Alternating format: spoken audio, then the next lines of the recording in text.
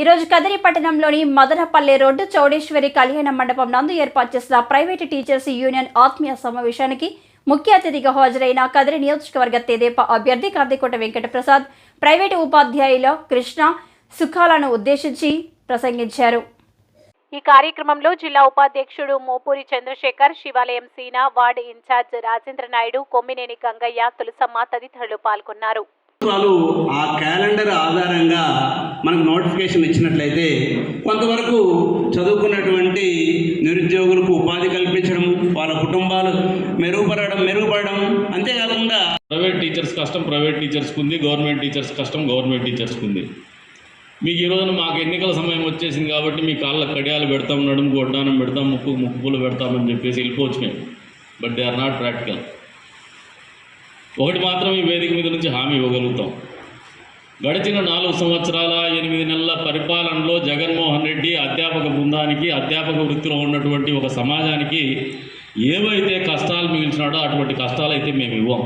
Brandy షాపుల దగ్గర brandy షాపులు నిర్వహించుకోవడం ప్రభుత్వ టీచర్లకి, అదే రకంగా ప్రభుత్వ స్కూల్లో పోయేసి బాత్రూములు కడగడం, ఇవన్నీ ఈ పనులు అయితే మేము తెలుగుదేశం ప్రభుత్వం ఏర్పడితే మాత్రం ఖచ్చితంగా చేయనీయం మా ముఖ్యమంత్రి గారికి చెప్పాను. అంతేకాకుండా జీవితంలో మార్పులు అనేటివి ఒక్కొక్క ఆలోచన విధానం ఉంటుంది.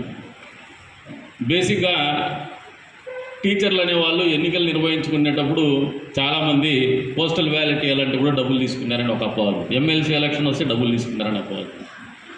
వ్యవస్థల పతనానికి నాంది ఆ డబ్బులు తీసుకొని ఓటు ఇచ్చేటువంటి కార్యక్రమంలో మొదలవుతుందనేది వాస్తవాన్ని మీరు అందరూ ఫస్ట్ చైతన్యం తెచ్చుకోవాలి. ఆ 2000, 3000, 5000 డబ్బులు ఇస్తారు.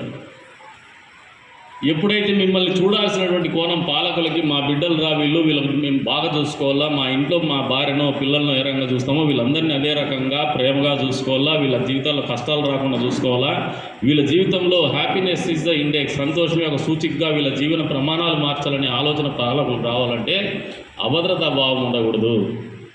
ఎన్నికలప్పుడు ఎందుకు డబ్బులు ఇస్తారంటే నాయకులకు ఉన్నటువంటి అభద్రతా భావం, మళ్ళీ అధికారంలోకి రాలేమో అనే అభద్రతా భావం, ఇవన్నీ కూడా వెంటాడుతూ ఉంటాయి.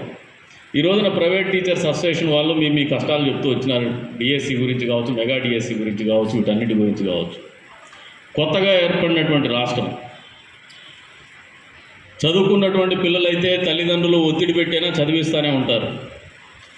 ఎకనామిక్స్ అంటే ఏంటంటే డిమాండ్ అండ్ సప్లైకి మధ్యలో ఉండే గ్యాపే ఎకనామిక్స్.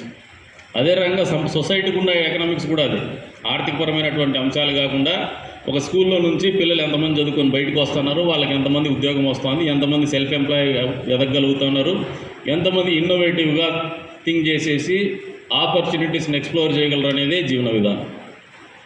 దీంట్లో మీరు ఎక్కడైతే ఒక ప్రైవేట్ ఆర్గనైజేషన్లో if you give the best of the output, మీ దగ్గర నుంచి బయటకు పోయినటువంటి విద్యార్థులు ఎస్టాబ్లిష్డ్ లైఫ్ లీడ్ చేయగలుగుతారో, ఆపర్చునిటీస్ బెటర్గా ఎక్కడ ఎక్స్ప్లోర్ చేయగలుగుతారో ఆ విద్యా సంస్థకి అయితే కొద్దిగా ఫాలోయింగ్ పెరుగుతూ పోతుంది.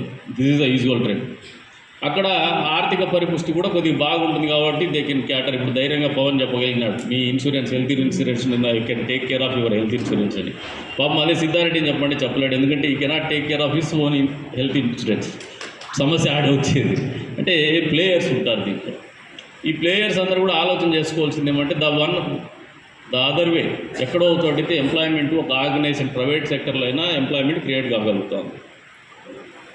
బేసిక్ ఇన్స్టింక్ట్ ఏమంటే గవర్నమెంట్ సెక్టార్లో ఏదైతే ఉందో గవర్నమెంట్ సెక్టార్లో ప్రభుత్వాలకి పాలకులకి చిత్తశుద్ధి లేకపోవడం, డబ్బు ధనార్జనే ధ్యేయంగా పాలకులు పనిచేయడం వల్ల వచ్చేటువంటి కార్యక్రమాలే నాడు నేడు కావచ్చు. ఇవన్నీ కూడా ఇండియన్ పాలిటిక్స్లో నల్లధనం లేకుండా ఎన్నికలు నిర్వహించుకోలేకపోవడం, లేదంటే పార్టీలు నడపలేకపోవడం ఇవన్నీ కూడా ఒక ఆలోచన. కాబట్టి ఈ నాడు నేడు అనేది ఒక తంతుగా చేసేసి ఏదో ఐవాష్ ప్రోగ్రాం కింద పెట్టేసి పిల్లల్ని మళ్ళీ ప్రైవేట్ సెక్టర్లోనే బాగా చదువుకుంటారనే ఆలోచన కల్పించేసి ప్రైవేట్ సెక్టర్ని కూడా ఫీడ్ చేస్తున్నారు.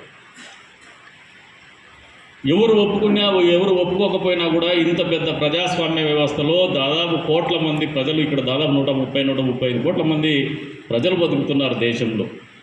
ఈ రాష్ట్రంలో అయితే 5 కోట్ల మంది ఓటర్లు ఉన్నారు. అంటే దాదాపు 7 కోట్ల 8 కోట్ల మంది జనాభా ఉండొచ్చు. అంటే వీళ్ళందరూ కూడా బతకాలనే క్రమంలో వీళ్ళందరికీ విద్యా వ్యవస్థని ఏర్పాటు చేయాలా, ఆరోగ్య వ్యవస్థలను ఏర్పాటు చేయాలనే క్రమంలో government not be in a position to cater the needs of the people. ప్రజల అవసరాలు తీర్చేటువంటి పరిస్థితిలో ఉండవు. అక్కడే ప్రైవేట్ సెక్టర్ అనేది ఎమర్జ్ అవుతుంది. ఈ ప్రైవేట్ సెక్టర్ ఎమర్జ్ అయిన తర్వాత ఇట్ షుడ్ ఫ్లరిష్. తప్పనిసరి పరిస్థితి. మేము స్టైల్గా చెప్పచ్చు పాలకులు, విద్యా వ్యవస్థ సమూలమైన మార్పులు చేస్తాము, విద్యా వ్యవస్థలో సమూలమైనటువంటి మార్పులు తీసుకొస్తాము, ప్రభుత్వ పాఠశాలలు మాత్రమే ఉంటాయనే దమ్ము ధైర్యం ఏ పాలకుడికైనా ఉంటే అప్పుడు కొద్ది వరకు మార్పులు వస్తాయి. అప్పుడు మీ అందరికీ కూడా ఉద్యోగాలు రావచ్చు మెరిట్లో అయితే. అదర్వైజ్ రిజర్వేషన్స్లో